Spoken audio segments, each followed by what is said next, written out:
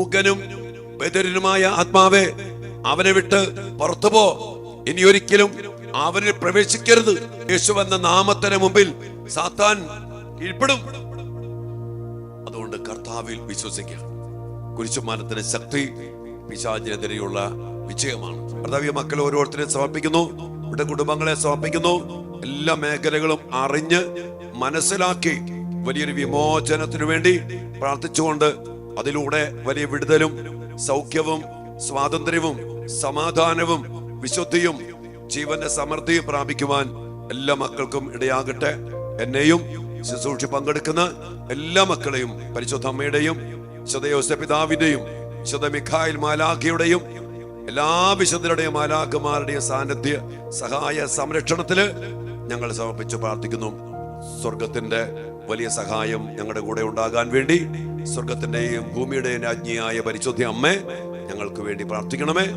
ഒരുമിച്ച് പ്രാർത്ഥിക്കാം മക്കളെ. ദൈവകൃപ നിറഞ്ഞ മറിയമേ സ്വസ്തി, കർത്താവ് അങ്ങയോട് കൂടെ സ്ത്രീകളിൽ അങ്ങ് അനുഗ്രഹിക്കപ്പെട്ടവളാകുന്നു. അങ്ങയുടെ ഉദരത്തിൻ ഫലമായ ഈശോ അനുഗ്രഹിക്കപ്പെട്ടവനാകുന്നു. പരിശുദ്ധ മറിയമേ, തമ്പുരാന്റെ അമ്മേ, പാപികളായ ഞങ്ങൾക്ക് വേണ്ടി ഇപ്പോഴും ഞങ്ങളുടെ മരണസമയത്തും തമ്പുരാനോട് അപേക്ഷിക്കണമേ. ആമേൻ. ഈശോ മിശിഹായുടെ സകല വാഗ്ദാനങ്ങൾക്കും ഞങ്ങൾ യോഗ്യരാകുവാൻ സർവേശ്വരന്റെ പരിശുദ്ധ ദൈവമാതാവേ, ഞങ്ങൾക്ക് വേണ്ടി അപേക്ഷിക്കണമേ. അതിനായി നമ്മുടെ കർത്താവ് ഈശോ മിശിഹായുടെ കൃപയും പിതാവായ ദൈവത്തിന്റെ സ്നേഹവും പരിശുദ്ധാത്മാവിന്റെ സഹവാസവും നിങ്ങളോടും നിങ്ങളുടെ കുടുംബത്തോടും പ്രത്യേകിച്ചും മക്കളോടും കൂടെ ഉണ്ടായിരിക്കട്ടെ, ഇപ്പോഴും എപ്പോഴും എന്നേക്കും. ആമേൻ. മക്കളുടെ വിമോചനത്തിനു വേണ്ടി നമ്മൾ പ്രാർത്ഥിക്കാൻ പോകും. അതായത് ഒത്തിരിയേറെ ബന്ധനങ്ങളില്, അടിമത്തങ്ങളില് കുടുങ്ങിക്കിടക്കുന്ന മക്കൾ, ഇതിൽ നിന്ന് നമ്മുടെ മക്കളെ മോചിപ്പിക്കാൻ വേണ്ടിയാണ് നമ്മൾ ഈ ഒരു പുതിയ ശുശ്രൂഷ ആരംഭിക്കുന്നത്. വിമോചന പ്രാർത്ഥന.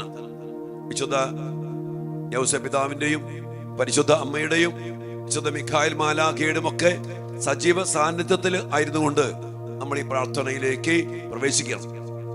ഇന്നത്തെ നിങ്ങൾ പറയാനുള്ള ആഗ്രഹിക്കുന്ന ഒരു കാര്യം, നമ്മുടെ മക്കള് പല മേഖലകളിലും അടിമപ്പെട്ട് ബന്ധിക്കപ്പെട്ട് കെട്ടപ്പെട്ട് കുടുങ്ങിക്കിടക്കുന്ന ഒരവസ്ഥയാണ്. നമ്മൾ അറിയണം. പൗലോസ്ലീഹ റോമാക്കാർക്ക് ലേഖനത്തിന്റെ 7-ാം അധ്യായത്തിന്റെ 14 മുതൽ തിരുവചന ഭാഗത്തില് പൗലോസ്ലീഹ പറഞ്ഞൊരു കാര്യമുണ്ട്. നന്മ ഇച്ഛിക്കുവാൻ എനിക്ക് കഴിയുന്നു, എന്നാൽ ഇച്ഛിക്കുന്ന നന്മയല്ല, ഇച്ഛിക്കാത്ത തിന്മയാണ് ഞാൻ ചെയ്യുന്നത്. പൗലോസ് പറയാണ്, നന്മ ഇച്ഛിക്കുന്ന ഞാൻ തന്നെ തിന്മ പ്രവർത്തിക്കുന്നെങ്കിൽ അത് ഞാൻ അല്ല, എന്നിൽ വസിക്കുന്ന പാപമാണ്. അപ്പൊ എന്താണ് പാപം എന്ന് പറഞ്ഞാൽ?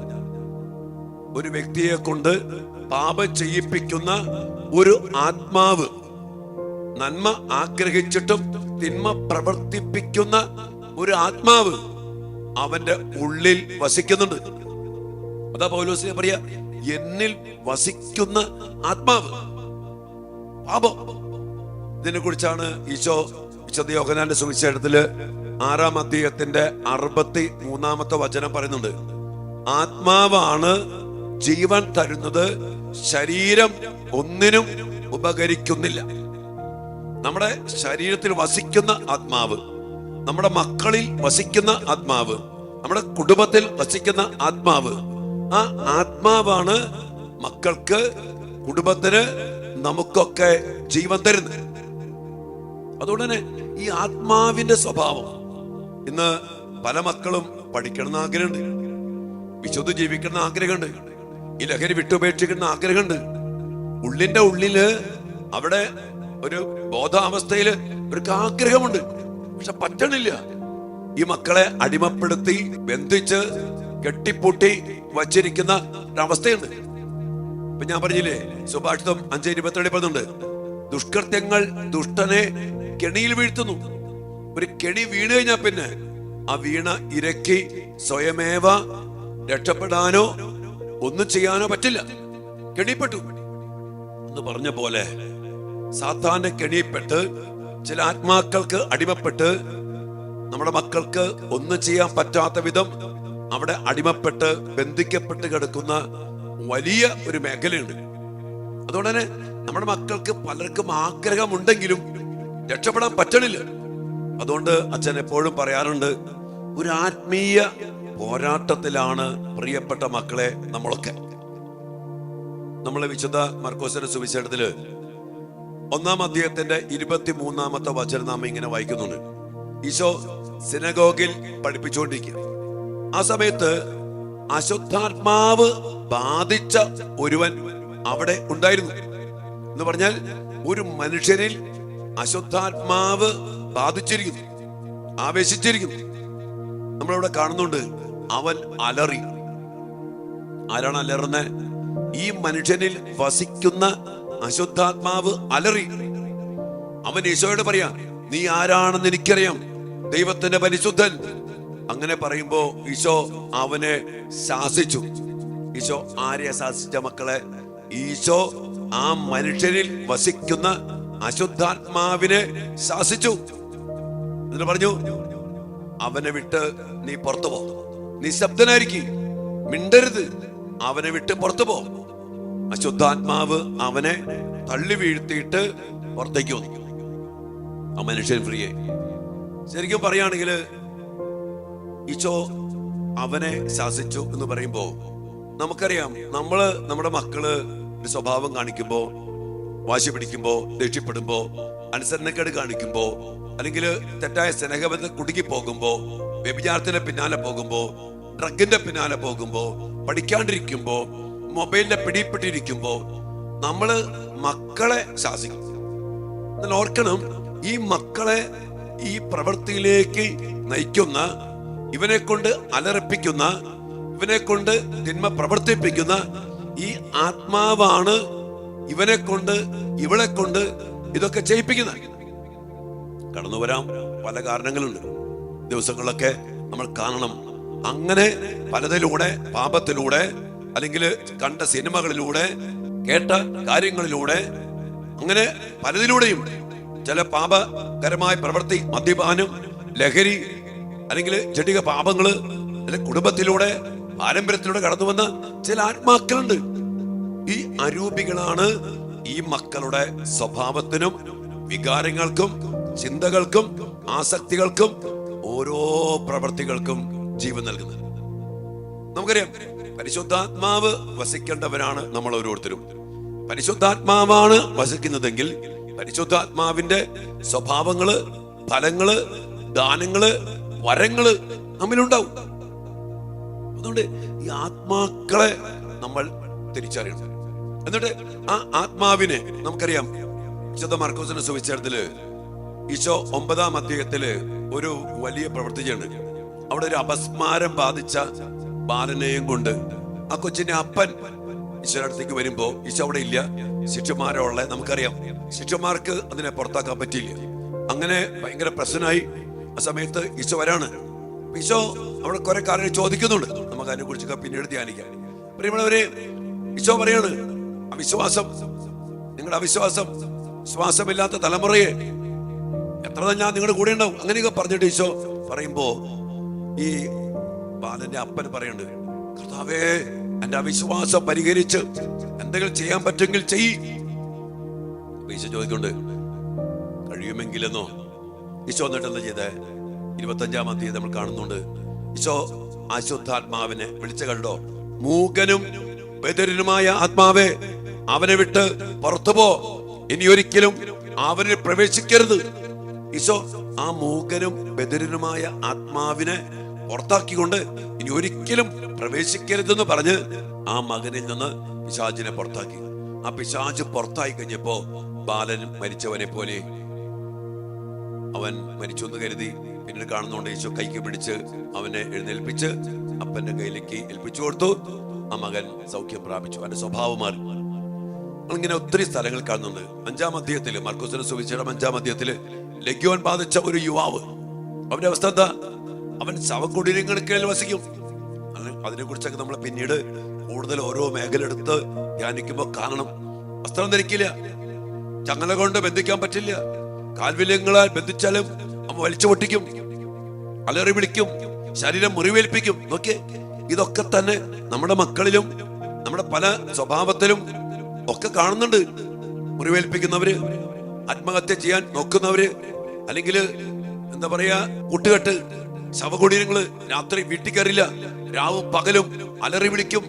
അങ്ങനെ ഒത്തിരിയേറെ പിശാചിനാൽ ആവശിക്കപ്പെട്ട മകൻ. ഈ ഒരു അവസ്ഥ നമ്മുടെ മക്കളുമായിട്ട് ബന്ധപ്പെടുത്തി നോക്കുമ്പോ നമ്മൾ ദിവസങ്ങളിൽ കാണും പല മേഖലകൾ നമ്മുടെ മക്കളെയും ഈ പൈശാചിക ശക്തികൾ അടിമപ്പെടുത്തി വച്ചിരിക്കുന്നത് നമുക്ക് കാണാൻ പറ്റും. ഈശോ അവനിൽ നിന്ന് ഈ പിശാചികളെ പുറത്താക്കി. ആ മകനിൽ അനേകം പേരുണ്ടായിരുന്നു, പിശാചികൾ ഒക്കെ പുറത്താക്കി. അങ്ങനെ പുറത്താക്കപ്പെട്ട് കഴിഞ്ഞപ്പോ കണ്ടു നമ്മള്, ഇതുവരെ വസ്ത്രം ധരിക്കാത്തവൻ വസ്ത്രം ധരിച്ച് അലറി വിളിച്ചിരുന്നവൻ ശാന്തനായി. അവൻ വളരെയേറെ സ്നേഹത്തോടെ ഒരു കുഞ്ഞാടിനെ പോലെ ഈശോയോട് പറയാ, ഈശോയെ നിന്റെ കൂടെ പോന്നോട്ടെ. ബാക്കി സംഭവം നമുക്കറിയാം, ഈശോ പറഞ്ഞതൊക്കെ. എന്നെ പ്രിയപ്പെട്ടവരെ, നമ്മൾ ഈ ദിവസങ്ങളില് നമ്മുടെ മക്കളുമായിട്ട് ബന്ധപ്പെട്ട്, നമ്മുടെ കുടുംബവുമായിട്ട് ബന്ധപ്പെട്ട്, ഇനി നമ്മളുമായിട്ട് ബന്ധപ്പെട്ട പല മേഖലകളില് നമ്മെ അടിമപ്പെടുത്തി വെച്ചിരിക്കുന്ന പൈശാചിക പീഡകൾ. നമ്മള് ലൂക്കായുടെ സുവിശേഷം 13-ാം അധ്യായത്തില് ഈശോ 18 വർഷമായി ഒരാത്മാവ് ബാധിച്ച് കൂനിപ്പോയ സ്ത്രീ, ഈശോ ആത്മാവിനെ പുറത്താക്കി, അവളെ നിവർത്തി നിർത്തി. അവിടെ ഈശോ പറയുന്നുണ്ട്, 18 വർഷമായി സാത്താൻ ബന്ധിച്ചിട്ടിരുന്ന അബ്രാഹത്തിന്റെ ഈ മകളെ സാബത്ത് ദിവസം വിടുവിക്കേണ്ടെന്നാണ് പറയുന്നത്. നമ്മളും അറിയണം, നമ്മുടെ മക്കളെ, നമ്മുടെ കുടുംബങ്ങളെ, നമ്മുടെ ജീവിതങ്ങളെ സാത്താൻ ബന്ധിച്ച് നിവർന്നു നിൽക്കാൻ പറ്റാത്ത വിധം സാമ്പത്തിക മേഖലയില്, പഠന മേഖലയില്, കുടുംബ സമാധാനത്തിന്റെ മേഖലയില്, സ്നേഹത്തില്, ഐക്യത്തില്, വിശുദ്ധിയില് നിവർന്നു നിൽക്കാൻ പറ്റാത്ത വിധം ബന്ധിച്ചിട്ടിരിക്കുന്ന, കൂനിപ്പിച്ചു നിർത്തിയിരിക്കുന്ന ഒത്തിരി ആത്മാക്കളാണ്. അതുകൊണ്ടാണ് ലേവ്യരുടെ പുസ്തകത്തില് 26:13 ദൈവമായ കർത്താവ് പറയാ, നിങ്ങൾ നിവർന്നു നിൽക്കേണ്ടതിന് നിങ്ങളുടെ നുകത്തിന്റെ കെട്ടുകൾ ഞാൻ പൊട്ടിക്കും. എന്റെ പ്രിയപ്പെട്ട മക്കളെ, നുകത്തിന്റെ കെട്ടുകളെ പൊട്ടിച്ച് നിവർത്തി നിർത്താൻ ഈശോ ആഗ്രഹിക്കുന്നത്. അത് നമ്മൾ ചെയ്യണം. ഈശോ അതിലെ പറഞ്ഞ്, അടിച്ചമർത്തപ്പെട്ടവർക്ക് സ്വാതന്ത്ര്യവും ബന്ധിതർക്ക് മോചനവും നൽകാനാണ് ഈശോ വന്നത്. അതിനുവേണ്ടി ഈശോ ചെയ്ത പ്രവൃത്തികള്, പ്രിയപ്പെട്ട മക്കളെ, ഇതെല്ലാം ഈ ദിവസങ്ങള് അർത്ഥം മനസ്സിലാക്കി സ്വന്തമാക്കി എടുത്തുകൊണ്ട് നമ്മുടെ മക്കളുടെ വിമോചനം. നമ്മുടെ മക്കള് പാവങ്ങളാണ്. നമ്മുടെ മക്കളെ അടിമപ്പെടുത്തി വെച്ചിരിക്കുന്ന സങ്കടങ്ങള്, നിരാശ, അലസത, മൊബൈലിന്റെ പിടി, പൈശാചികമായ ശക്തികൾ, കേറി വന്ന സിനിമകള്, ആഭിചാര്യം, മന്ത്രവാദം, ലൗചികാത്, ഹലാല്, വശീകരണ യന്ത്രങ്ങള്, ഇങ്ങനെയൊക്കെ നമ്മുടെ മക്കളിലേക്ക്, പ്രിയപ്പെട്ട മക്കളെ, അനേകം പൈശാചിക ശക്തികൾ, ദുരാത്മ ദുർബോധങ്ങൾ, അശുദ്ധാത്മാക്കൾ കയറി പറ്റിയപ്പോ നമ്മുടെ മക്കളുടെ സ്വഭാവം മാറി. മക്കളുടെ മാത്രമല്ല, നമ്മുടെ പലരുടെയും കുടുംബത്തിന്റെയും തന്നെ സ്വഭാവം മാറി. വൈദികരുടെ സ്വഭാവം മാറി, സഭാ നേതൃത്വത്തിന്റെ സ്വഭാവം മാറി, അങ്ങനെ പലതും. പ്രിയപ്പെട്ട മക്കളെ, അതുകൊണ്ട് നമ്മൾ ഈ ദിവസങ്ങളില് ഈ മേഖലകളൊക്കെ കണ്ടെത്തി മനസ്സിലാക്കി കർത്താവിന്റെ കുരിശിലെ ബലിയുടെ യോഗ്യതയാൽ, വിശുദ്ധ ബെനഡിക്ട് പുണ്യവാളന്റെ ശക്തമായ മധ്യസ്ഥത്താല്, സാത്താനെ നിന്റെ പിന്നിപ്പോ, മായായവയെ കൊണ്ട് നീ എന്നെ പരീക്ഷിക്കരുത്, നീ എനിക്ക് നൽകുന്നത് വിഷമാണ്, നിന്റെ വിഷം നീ കുടിക്കുന്നു പറഞ്ഞ് ബന്ധിച്ച് ബഹിഷ്കരിച്ച ഈ ബെനഡിക്ട് പിതാവിന്റെ പ്രാർത്ഥനകൾ, ആലേഖനം ചെയ്യപ്പെട്ട ബെനഡിക്ട് മെഡല്, ഇതിൽ ആലേഖനം ചെയ്യപ്പെട്ട ബഹിഷ്കരണ പ്രാർത്ഥനകൾ, ഇതൊക്കെ അർത്ഥം മനസ്സിലാക്കിക്കൊണ്ട് യേശുവിന്റെ നാമത്തിൽ നമ്മൾ ഒരു വിമോചനത്തിന് വേണ്ടി പ്രാർത്ഥിക്കുമോ? ലൂക്കായുടെ സുവിശേഷം 9-ാം അധ്യായത്തിന്റെ 1-2 വചനം. ഈശോ 12 പേരെ വിളിച്ചു. എന്തിനാണ്? പിശാചുക്കളെ ബഹിഷ്കരിക്കുവാൻ അവർക്ക് അധികാരവും ശക്തിയും കൊടുത്തു. ഉണ്ടോ? ഈ ഒരു അധികാരം ഈശോ നൽകുന്നുണ്ട്. വീണ്ടും ലൂക്കായുടെ സുവിശേഷം 10-ാം അധ്യായത്തില് ഈശോ ഒരു 72 പേരെ അയക്കുന്നുണ്ട്. താൻ പോകാനിരുന്ന പട്ടണങ്ങളിലേക്കും ഗ്രാമങ്ങളിലേക്കും ഈ 2 പേരായിട്ട് അയച്ചു. ആ 72 പേര് തിരിച്ചു വന്നിട്ട് ലൂക്ക 10:17 പറയുന്നുണ്ട്, കർത്താവേ, നിന്റെ നാമത്തിൽ പിശാചുക്കൾ പോലും ഞങ്ങൾക്ക് കീഴ്പ്പെടുന്നു. കണ്ടോ? പിശാചുക്കൾ യേശുവിന്റെ നാമത്തിൽ കീഴ്പ്പെടുന്നു. ഈശോ പറഞ്ഞ, സാത്താൻ ഇടിമിന്നൽ പോലെ നിബന്ധിക്കുന്നത് ഞാൻ കണ്ടു. ഈശോ പറയാ, ഇതാ പാമ്പുകളുടെയും സർപ്പങ്ങളുടെയും തേളുകളുടെയും ശത്രുവിന്റെ സകല ആധിപത്യങ്ങളുടെ മേൽ നിങ്ങൾക്ക് ഞാൻ അധികാരവും ശക്തിയും നൽകിയിരിക്കുന്നു. ഒന്നും നിങ്ങളെ ഉപദ്രവിക്കത്തില്ല. കർത്താവിന്റെ നാമത്തില്, കർത്താവ് നൽകിയ ശക്തിയില്, കർത്താവ് നൽകിയ അധികാരത്തില് ഈ പിശാചുക്കളെ ബന്ധിച്ച് ബഹിഷ്കരിച്ച് ആത്മാക്കളെ വിടുവിച്ച് നമ്മുടെ മക്കളെ, നമ്മുടെ കുടുംബങ്ങളെ പലതിൽ നിന്നും മോചിപ്പിച്ചെടുക്കാനുള്ള വലിയൊരു പ്രാർത്ഥനയിലേക്കാണ് നമ്മൾ പ്രവേശിക്കാൻ പോകുന്നത്. ഇതൊരു അടിസ്ഥാനപരമായിട്ട് ചെറിയൊരു ഇൻട്രഡക്ഷൻ ടോക്ക് അച്ഛൻ പറഞ്ഞതാ.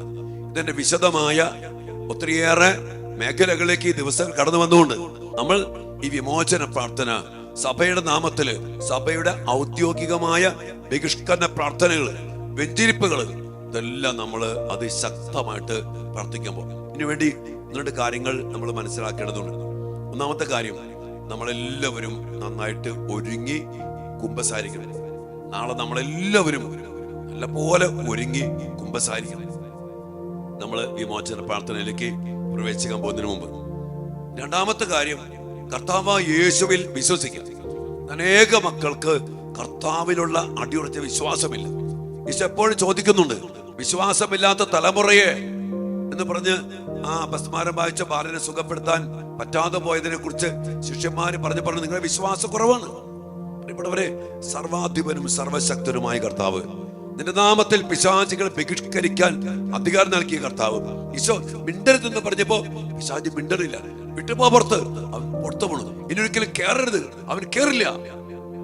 ഈശോ അത്രമാത്രം അധികാരവും ശക്തിയും ഉള്ള സർവാധിപനും സർവശക്തനുമാണ്. അവന്റെ നാമത്തിന് മുമ്പിൽ സകല മുട്ടുകളും മടങ്ങും. അപ്പൊ ഈ കർത്താവായ യേശു ക്രിസ്തുവിൽ വിശ്വസിക്കുക. യേശു എന്ന നാമത്തിന് മുമ്പിൽ സാത്താൻ കീഴ്പ്പെടും. അതുകൊണ്ട് കർത്താവിൽ വിശ്വസിക്കുക. കുരിശുമരണത്തിന്റെ ശക്തി പിശാചിനെതിരെയുള്ള വിജയമാണ്. അത് നമ്മൾ സ്വീകരിച്ച നോമ്പ് കാലത്തിലാണ് നമ്മൾ കുരിശിന്റെ വഴിയിലൂടെയൊക്കെ കടന്നു പോകുന്നു. കരുണക്കൊന്തല്ലി പ്രാർത്ഥിക്കുന്നു, പീഡാസഹനങ്ങളെ അവകാശപ്പെട്ട് പ്രാർത്ഥിക്കുന്നു, കർത്താവിന്റെ കുരിശിലെ മരണം നമ്മൾ സ്വന്തമാക്കി പ്രാർത്ഥിക്കുന്നു. അതുകൊണ്ട് ഈ വിമോചന പ്രാർത്ഥനയ്ക്ക് ഏറ്റവും പറ്റിയ ഒരു കാലഘട്ടമാണ്, സമയമാണ് ഈ സമയം. അതുകൊണ്ട് പ്രിയപ്പെട്ട മക്കളെ, കർത്താവിൽ വിശ്വസിക്കാം. ഇനി മൂന്നാമത്തെ ഒരു കാര്യം, നമ്മള് ക്ഷമിക്കാനുള്ളവരോടൊക്കെ ക്ഷമിക്കണം. ക്ഷമ കൊടുക്കേണ്ടവർക്ക് ക്ഷമ കൊടുക്കുക. ക്ഷമ ചോദിക്കാൻ ആരെങ്കിലും ഉണ്ടെങ്കിൽ ക്ഷമ ചോദിക്കുക. നമ്മുടെ കുടുംബത്തില് അമ്മായിയപ്പൻ, അമ്മായിയമ്മ, മരുമക്കള്, നമ്മുടെ മാതാപിതാക്കള്, സഹോദരങ്ങള്, ജീവിത പങ്കാളി, കൊച്ചുമക്കള്, അങ്ങനെ നമ്മുടെ മക്കള്, നമ്മുടെ കുടുംബ ബന്ധം, നാത്തൂന്മാര്, അതൊക്കെ ഒന്ന് ക്ഷമിച്ചും ചില കാര്യങ്ങളൊക്കെ ക്ഷമ ചോദിച്ചും ഒക്കെ നമുക്ക് ഈ വിമോചന പ്രാർത്ഥനയിലേക്ക് കടന്നു വരാൻ സാധിക്കും. വെറുപ്പ് ഉണ്ടായ മക്കളെ, നമ്മുടെ പ്രാർത്ഥനയില് പൈശാചിക ശക്തികൾക്കെതിരെ പ്രാർത്ഥിക്കുമ്പോൾ പിശാചിന് അവകാശം കിട്ടുന്ന ഒരു പാപം, ഒരു വെറുപ്പ്, ഒരു ഭിന്നത, ഒരു അകൽച്ച, ഒരു വാശി ഒക്കെ ഉണ്ടെങ്കിൽ നമുക്ക് ഈ വിമോചന പ്രാർത്ഥനയുടെ പരിപൂർണമായ ഫലം അനുഭവിക്കാൻ പറ്റില്ല. അപ്പൊ അതുകൊണ്ട് ഈ 3 കാര്യങ്ങൾ. പിന്നെ അതോടൊപ്പം തന്നെ മദ്യപാനം. പ്രാർത്ഥിക്കുന്ന മക്കള് മദ്യപാനം, ദുശീലങ്ങൾ വിട്ടുപേക്ഷിക്കാൻ പറ്റാത്ത മക്കള് കർത്താവിന്റെ സന്നിധിയിൽ ആത്മാർത്ഥമായിട്ട് സമർപ്പിച്ച, കർത്താവ് ഞാൻ വിട്ടുപേക്ഷിക്കാൻ ആഗ്രഹിക്കുന്നു, ക്ഷമിക്കാൻ ആഗ്രഹിക്കുന്നു, എനിക്ക് പറ്റണില്ല ഈശോയെ, ഞാൻ എന്നാൽ ആഗ്രഹിക്കുന്നു, കൃപത, അതിനുവേണ്ടി പ്രാർത്ഥിക്കാം. അതോടൊപ്പം തന്നെ ഇന്ന് 3-4 കാര്യങ്ങൾ ചെയ്തതിന് ശേഷമാണ് നമ്മൾ വിമോചന പ്രാർത്ഥന പ്രാർത്ഥിക്കുന്നത്. അതുകൊണ്ട് ഇതിനൊക്കെ നിങ്ങൾ പ്രത്യേകം ഒരുങ്ങുക. കുമ്പസാരിക്കുക, ക്ഷമയുടെ മേഖല, വിശ്വാസത്തിന്റെ മേഖല, എളിമപ്പെടുക. അതാണ് 2 ദിനവൃത്താന്തം 7:14. എന്റെ നാമം പേർന്ന എന്റെ ജനം തങ്ങളെ തന്നെ എളിമപ്പെടുത്തി പ്രാർത്ഥിക്കുകയും തങ്ങളുടെ ദുർമാർഗത്തിൽ നിന്ന് പിന്തിരിഞ്ഞ് എന്നെ വിളിച്ച് അപേക്ഷിക്കുകയും ചെയ്താൽ സ്വർഗത്തിൽ നിന്ന് അവരുടെ പ്രാർത്ഥന കേട്ട് ഞാൻ അവരെ അനുഗ്രഹിക്കും, അവരുടെ ദേശം സമ്പൽ സമൃദ്ധമാക്കും. എന്ത് കർത്താവ് പറയാ, ഇവിടുന്ന് തീരുന്ന പ്രാർത്ഥനകൾക്ക് നേരെ എന്റെ കണ്ണും കാതും ജാഗരൂകമായിരിക്കും. പ്രിയപ്പെട്ട മക്കളെ, വിശ്വാസത്തോടു കൂടി പ്രാർത്ഥിക്കുക. പിന്നെ പിശാചിന്റെ പ്രവൃത്തികൾ കൊല്ലുക, നശിപ്പിക്കുക, ഇല്ലാതാക്കുക എന്നുള്ളതാണ്. ഒരു വലിയൊരു മേഖലയ്ക്ക് വേണ്ടി പ്രത്യേകം പ്രാർത്ഥിക്കണം. നമ്മുടെ മക്കൾ പെട്ടെന്ന് നിരാശപ്പെട്ട് ജീവിതത്തിന് ഒരു അർത്ഥമില്ലാത്ത രീതിയിൽ ആത്മഹത്യയെ കുറിച്ചൊക്കെ ചിന്തിക്കുന്നുണ്ടെങ്കിൽ അതിന്റെ പിന്നില് വലിയ പൈശാചിക ശക്തികൾ കീഴ്പ്പെടുത്തുന്നുണ്ട്. അങ്ങനെ അനേക മക്കളുടെ കാര്യങ്ങൾ നമ്മൾ ഈ ദിവസങ്ങളൊക്കെ ആത്മഹത്യയുമായിട്ട് ബന്ധപ്പെട്ട കുറെ കാര്യങ്ങൾ. പ്രിയപ്പെട്ട മക്കളെ, ആത്മാവാണ് ജീവൻ തരുന്ന, ശരീരം ഒന്നിനും ഉപകരിക്കുന്നില്ല. മറ്റൊരാത്മാവും നമ്മുടെ മക്കളെ കീഴ്പ്പെടുത്തി നശിപ്പിച്ച് തോൽപ്പിച്ച് തടസ്സപ്പെടുത്തി ബന്ധിച്ച് കൂനിപ്പിച്ച് കെടിപ്പെടുത്തി നശിപ്പിക്കാൻ പാടില്ല. അതുകൊണ്ട് നമ്മൾ ഒരുങ്ങുക. പിന്നെ വേറൊരു കാര്യമുണ്ട്, നമുക്ക് അധികാരമുണ്ട് മക്കൾക്ക് വേണ്ടി പ്രാർത്ഥിക്കാൻ, കേട്ടോ. അതുകൊണ്ട് അപ്പന്റെയും അമ്മയുടെയും അധികാരത്തില് നമുക്ക് ബന്ധിച്ച് പ്രാർത്ഥിക്കാൻ അവകാശമുള്ള കുറെ മേഖലയുണ്ട്. 1, നമ്മുടെ സ്വയം ബഹിഷ്കരണ പ്രാർത്ഥന. 2, നമ്മുടെ കുടുംബത്തിൽ ആരൊക്കെയുണ്ടോ അവരിൽ നിന്ന് പിശാചുകളെ ബഹിഷ്കരിക്കാൻ പറ്റും. 3, വസിക്കുന്ന വീട്, ജോലി, പഠനം, ബിസിനസ്, വലത്തു പക്ഷ്യ പ്രകാതികൾ, ഇവയിൽ നിന്ന് ഈ പിശാചുകളെ തടസ്സപ്പെടുന്ന രൂപങ്ങൾ ബഹിഷ്കരിച്ച് പ്രാർത്ഥിക്കാൻ പറ്റും. ഇതിനെ കുറിച്ചൊക്കെ നമ്മൾ ഈ ദിവസങ്ങളിൽ വിശദമായി കാണണം. എന്നിട്ട് ആ മേഖലകളിലൊക്കെ വലിയ വിടുതൽ പ്രാർത്ഥന. നമ്മൾ പ്രാർത്ഥിക്കാൻ പോകുന്നത് സഭയുടെ ഔദ്യോഗികമായ ബഹിഷ്കരണ പ്രാർത്ഥനയാണ്. അതിനുവേണ്ടിയൊക്കെ ഒത്തിരി ഒരുങ്ങേണ്ടതുണ്ട് കേട്ടോ. നമ്മുടെ കൂടെ ആരുള്ള നാരകീയ സർപ്പത്തിന്റെ തലയെ തകർത്ത പരിശുദ്ധ ദൈവമാതാവ്. 2 യോസേപ്പിതാവ്. യോസേപ്പിതാവിനെ കുറിച്ച് വിളിക്കുന്നത് ടെറർ ഓഫ് ഡീമൺസ്, പിശാചുക്കളുടെ പേടി സ്വപ്നമായ യോസേപ്പിതാവ്. പിന്നെ വിശുദ്ധ മിഖായേൽ, തിന്മയ്ക്കെതിരെ പോരാട്ടത്തിൽ, പിശാചിന് എതിരെയുള്ള പോരാട്ടത്തിൽ നമുക്ക് സംരക്ഷകനായി നൽകപ്പെട്ടിരിക്കുന്ന സെന്റ് മൈക്കിൾ, വിശുദ്ധ മിഖായേൽ, സ്വർഗീയ സൈന്യങ്ങളുടെ പ്രതാപവാനായ പ്രഭോ. ഈ സാന്നിധ്യമാണ് നമ്മുടെ കൂടെയുള്ളത്. അതോടൊപ്പം സകല മാലാഖമാരുടെയും വിശുദ്ധരുടെയും, പേരിന് കാരണഭൂത വിശുദ്ധരുടെയും കാവൽ മാലാഖമാരുടെയും ഒക്കെ നിറസാന്നിധ്യം ചോദിച്ചു വാങ്ങിച്ചുകൊണ്ട് ഈ ദിവസങ്ങൾ ശക്തമായ ഒരു വിമോചനത്തിന്റെ, വിടുതലിന്റെ, സ്വാതന്ത്ര്യത്തിന്റെ, അതിലൂടെ സൗഖ്യവും വിശുദ്ധിയും, പഠന മേഖല, ജോലി മേഖല, വിവാഹ മേഖല, കുടുംബജീവിതം, എല്ലാത്തിനും മേലുള്ള കെട്ടുകൾ പൊട്ടിച്ച് അവന്റെ സ്വാധീനങ്ങൾ തകർത്തെറിഞ്ഞ് യഥാർത്ഥമായ ദൈവമക്കളുടെ സ്വാതന്ത്ര്യത്തിലേക്കും പരിശുദ്ധാത്മാവിനാൽ മാത്രം നയിക്കപ്പെടുന്ന ജീവിതത്തിലേക്കും കടന്നു വരുവാൻ വേണ്ടിയാണ് നമ്മൾ ഈ മക്കൾക്ക് വേണ്ടിയുള്ള വിമോചന പ്രാർത്ഥന ഇന്ന് ഇവിടെ ആരംഭിക്കും. അച്ഛന് പറഞ്ഞ കാര്യങ്ങളും വചനങ്ങളും ഈശോ ചെയ്ത പ്രവൃത്തിയും നമ്മുടെ അവസ്ഥകളും നമ്മുടെ മക്കളുടെ അവസ്ഥകളൊക്കെ ശരിക്കും മനസ്സിലാക്കിക്കൊണ്ട് പറഞ്ഞ പോലെ കുമ്പസാരിക്കുക, കർത്താവ് യേശുവിൽ വിശ്വസിക്കുക, ക്ഷമയുടെ മേഖല ശരിക്കും മനസ്സിലാക്കുക, ഉപേക്ഷിക്കേണ്ട മേഖലകള്, വസ്തുക്കളെ വീട്ടിൽ മദ്യമുണ്ടോ എടുത്തു മാറ്റിക്കണം, അങ്ങനെ വസ്തുക്കൾ എടുത്തു മാറ്റുക. അതോടൊപ്പം തന്നെ കർത്താവിന്റെ നാമത്തിൽ ബഹിഷ്കരണ പ്രാർത്ഥനയില് തിന്മയുടെ ആധിപത്യങ്ങളെ തകർത്തെറിയുക. നമ്മൾ ഈ ദിവസങ്ങളിൽ വലിയൊരു ശുശ്രൂഷയ്ക്ക് നമ്മൾ പ്രവേശിക്കാൻ പോവുകയാണ്. നമ്മുടെ പ്രിയപ്പെട്ട മക്കളെ, നാളെ മുതൽ നമ്മൾ ഈ ഓരോ മേഖല, നമ്മുടെ മക്കൾ കെട്ടപ്പെട്ട് ബന്ധിക്കപ്പെട്ട് കിടക്കുന്ന ഓരോ മേഖല, തെറ്റായ സ്നേഹബന്ധം, സ്ത്രീകൾ ജടിക പാപം, അറിയാം, ഓരോ ദിവസങ്ങളും ഓരോ മേഖല എടുത്ത് സഭയുടെ നാമത്തിൽ ദൈവികാന സന്നദ്ധിയില് ഈ വലിയ അഭിഷേകത്തിന് വേണ്ടി നമ്മൾ പ്രാർത്ഥിച്ചുകൊണ്ട് വിമോചന പ്രാർത്ഥനയ്ക്ക് പ്രവേശിക്കണം. ഒരല്പസമയം ഈ ഇൻട്രഡക്ഷൻ ടോക്കും ഇതുമായിട്ട് ബന്ധപ്പെട്ട ശുശ്രൂഷകളെയും ഒക്കെ ഇനി വരാൻ പോകുന്ന എല്ലാ ദിവസത്തെ വിമോചന പ്രാർത്ഥനകളെ സമർപ്പിച്ചുകൊണ്ട് ദിവ്യകാല സന്നദ്ധിയില് ഒരല്പസമയം നമുക്ക് പ്രാർത്ഥിക്കാം. കർത്താവിന്റെ വലിയ ശക്തി, വിമോചനത്തിന്റെ ശക്തി, വിടുതലിന്റെ ശക്തി, നമുക്ക് വീണ്ടെടുപ്പിന്റെ വിടുതൽ നൽകുന്ന ശക്തി സ്വന്തമാക്കി എടുക്കാനായിട്ട് നമുക്ക് ആഗ്രഹിച്ച് പ്രാർത്ഥിച്ചുകൊണ്ട് ദിവസങ്ങളിലായിരിക്കാം. അതോടൊപ്പം തന്നെ പരീക്ഷ കൊടുക്കുന്ന മക്കളെ പ്രത്യേകം ഓർക്കാം, അവർക്ക് വേണ്ടി പ്രത്യേകം പ്രാർത്ഥിക്കാം. നമ്മുടെ മക്കളെ മറ്റൊരാത്മാവും നയിക്കാൻ പാടില്ല. പരിശുദ്ധാത്മാവ് നയിക്കണം, പരിശുദ്ധാത്മാവ് നിയന്ത്രിക്കണം, പരിശുദ്ധാത്മാവ് സംരക്ഷിക്കണം. കർത്താവിന്റെ ശക്തമായ സംരക്ഷണം ഈ സ്വർഗത്തിന്റെ സാന്നിധ്യത്തില് നമ്മുടെ മക്കൾക്ക് ലഭിക്കണം. അങ്ങനെ ദൈവമക്കളുടെ സ്വാതന്ത്ര്യം, കരുത്ത് എല്ലാം അനുഭവിക്കാൻ നമ്മുടെ മക്കൾക്ക് ഇടയാകട്ടെ. ഒപ്പം ഇതിലൂടെ നമ്മുടെ കുടുംബം, മാതാപിതാക്കൾ, സഹോദരങ്ങൾ, തലമുറ എല്ലാം വിമോചനം പ്രാപിക്കാനും വിടുതൽ പ്രാപിക്കാനും ഒക്കെ പ്രാർത്ഥിക്കുകയാണ്. ദൈവം നമ്മെല്ലാവരും അനുഗ്രഹിക്കട്ടെ.